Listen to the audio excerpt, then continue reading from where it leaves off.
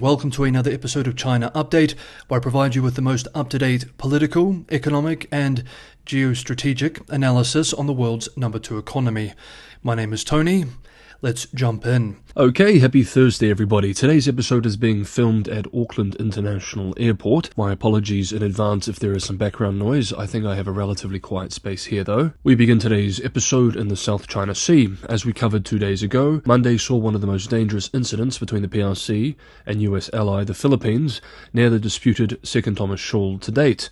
Since then, we have received more information about the incident, including video, which we are now viewing here. 2 Philippine security officials, who had knowledge of the supply mission at the Shoal, separately told US media that 2 rubber boats manned by Filipino Navy personnel had approached the Sierra Madre at the Shoal to deliver fresh supplies when, quote, several Chinese Coast Guard personnel on speedboats arrived to disrupt the mission, end quote.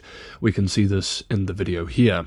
At least 8 of the Filipinos were injured, including one who lost a thumb in the scuffle, according to the officials. 5 of the injured sailors were rescued by one of 2 Philippine Coast Guard patrol ships that were waiting at a distance to back up the Navy's supply mission at the Shoal. 2 rubber supply boats were towed away by Chinese Coast Guard personnel and then abandoned after being damaged.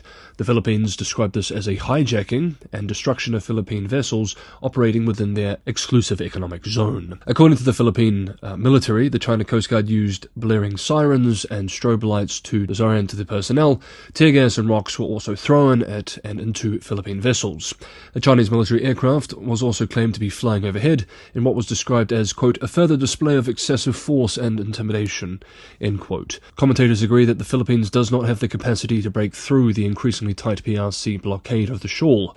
So either they will ask the US to help with a resupply mission, or the Sierra Madre will disintegrate and the Philippines will lose their hold in the area. The US State Department said in its Monday statement after the incident that Article 4 of the 1951 United States-Philippines Mutual Defense Treaty extends to armed attacks on Philippine armed forces, public vessels, or aircraft, including those of its Coast Guard, anywhere in the South China Sea.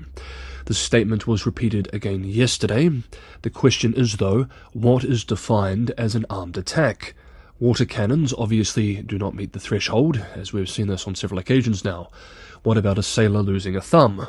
What about a death? In the video of the incident, which was released yesterday, the PRC forces are armed with long knives and can be seen at least once repeatedly stabbing at a Philippine vessel.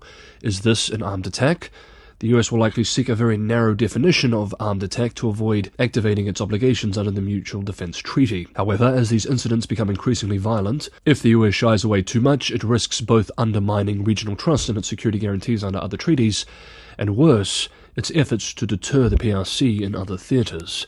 The Chief of Staff of the Philippines Armed Forces expressed this week, quote, this is the first time that we saw Chinese Coast Guard bring bolo knives and spears and knives, end quote. He likened the Chinese behavior to piracy, adding that Filipino personnel had, quote, fought back with our bare hands, end quote. Make no mistake, though wars rage in Eastern Europe and the Middle East, this area, along with Taiwan, represent the most dangerous flashpoints in the world.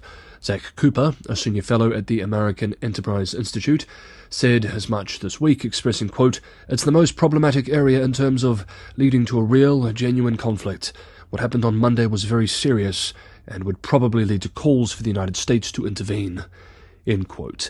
The other major power in the region, Japan, who depends on an open and stable South China Sea, expressed deep concern this week for the, quote, recent surge in tensions in the South China Sea, end quote, caused by, quote, unlawful maritime claims, end quote, from China.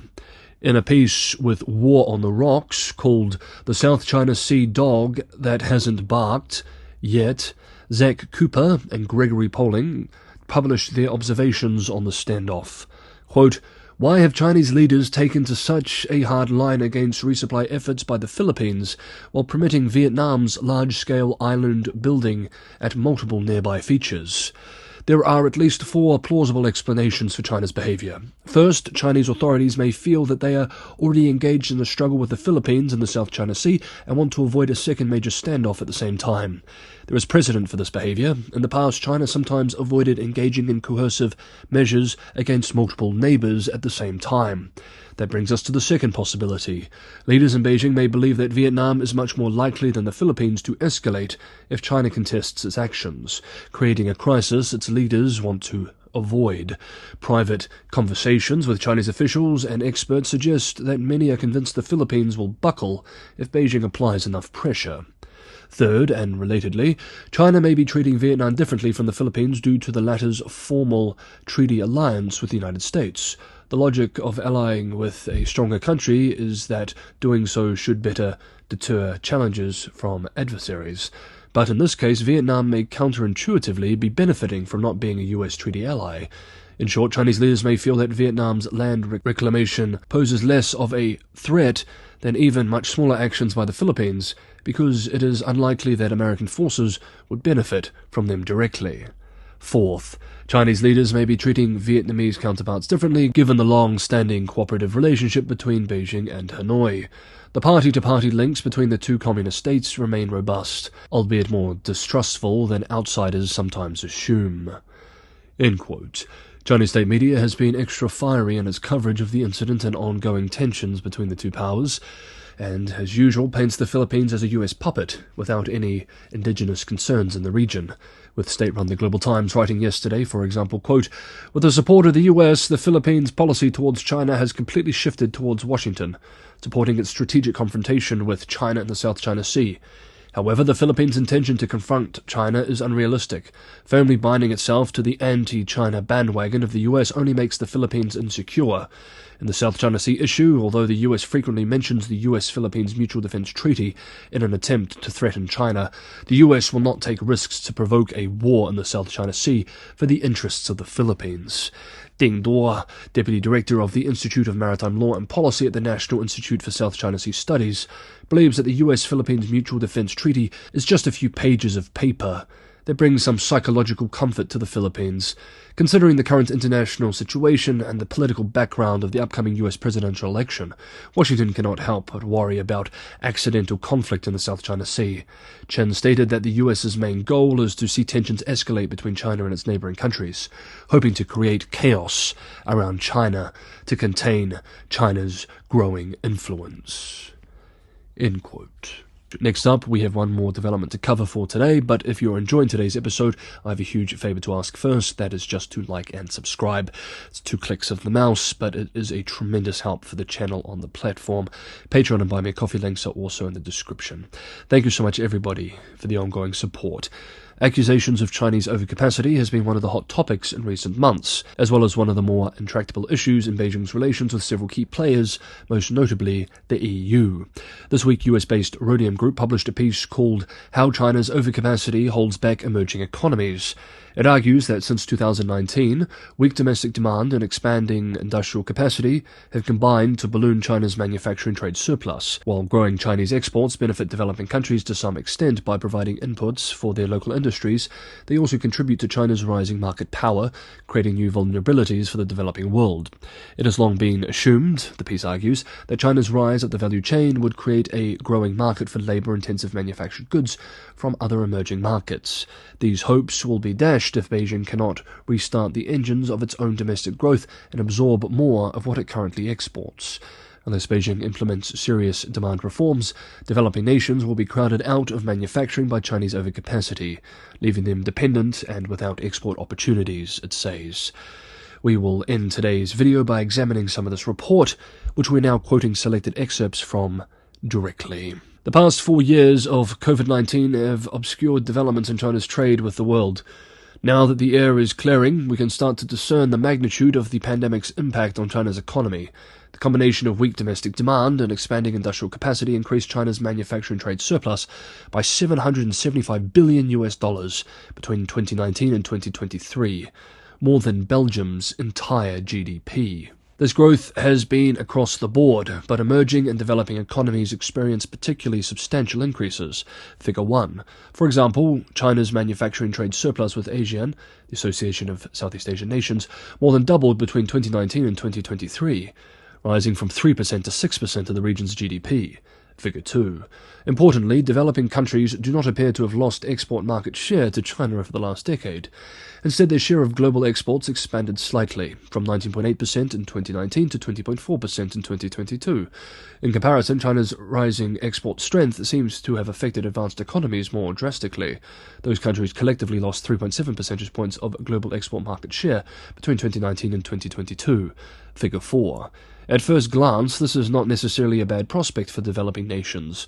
China appears to be enabling heightened competitiveness from emerging economy exports at the expense of the wealthiest nations.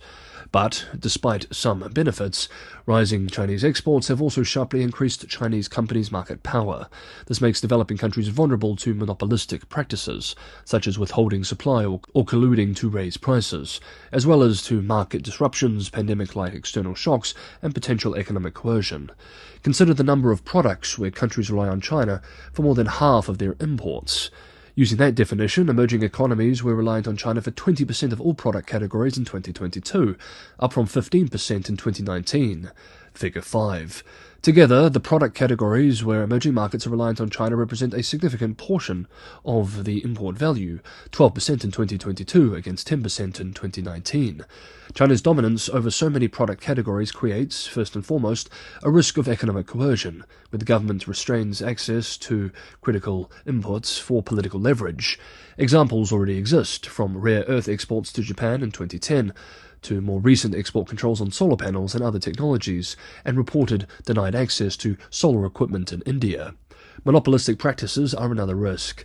State-owned enterprises accounted for half of China's top 100 listed firm market capitalization in 2023, and 70% of listed companies declared that they hosted Communist Party cells within the firm as of 2022. Given the size of its economy, China is not exceptional in its large volume of manufacturing exports, but China has seen lower import volumes of manufactured goods than all other large economies in the world. Figure 6.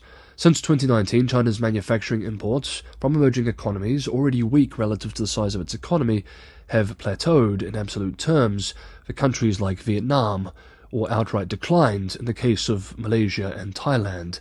Figure 7. China provides fewer opportunities as an export market for emerging countries while competing head-on with them in the low-tech and mid-tech space. Figure 8. Developing economies have raised informal barriers to trade with China over the past few years. Figure 10. Many of these interventions are in the form of import tariffs and quotas, as well as local content incentives. Brazil enacted import quotas, a 25% import tax on steel products, and a subsidy scheme tied to local content requirements in 2024. India also launched a local content-driven subsidy program this year. Overall, however, trade restrictions and other localization policies are likely to be weaker in emerging and developing economies than those imposed by the United States, Europe, and Japan, if only because developing economies are more dependent on China and more vulnerable to political retaliation. Domestic demand in China is still weak, and advanced economies are pursuing policies to relocate manufacturing outside of China and close markets off to Chinese imports. This may push Chinese companies to invest more in emerging markets. Many Asian countries are courting Chinese investment while growing their exports to G7 countries. Thailand, in the hopes of becoming a growing car manufacturing hub, has strived to attract Chinese electric vehicle investments. Vietnam increased its economic cooperation with China to attract investments, including in semiconductors. Brazil and Turkey have raised barriers to imports of Chinese EVs, but enacted measures to attract Chinese FDI in the sector. Growing Chinese exports and investments in emerging economies could also run counter to G7 de-risking efforts. The US strategy so far has been to incentivize and pressure third countries to shun Chinese investment in strategic supply chains.